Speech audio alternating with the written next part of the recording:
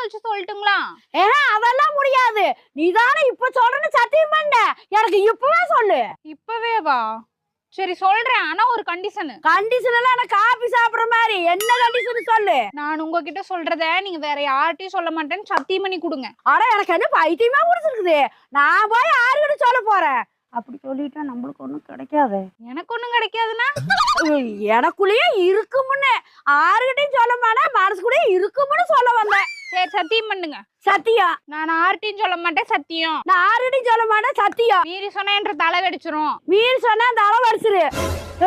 அத்தை, அது நீங்க சொன்னாதான். நீங்க தான் யார்கிட்டயும் சொல்ல மாட்டீங்கல்ல. அதுதானே நான் யாருக்கிட்ட சொல்ல போறேன். சரி நீ சொல்லு. சரி. எங்க ஆயா சாவறதுக்கு முன்னாடி என்கிட்ட என்ன சொன்னாங்கன்னா, அடியே ஏனி நல்லா புடிடி, கால் வலிக்குது அப்படின்னு சொன்னாங்க.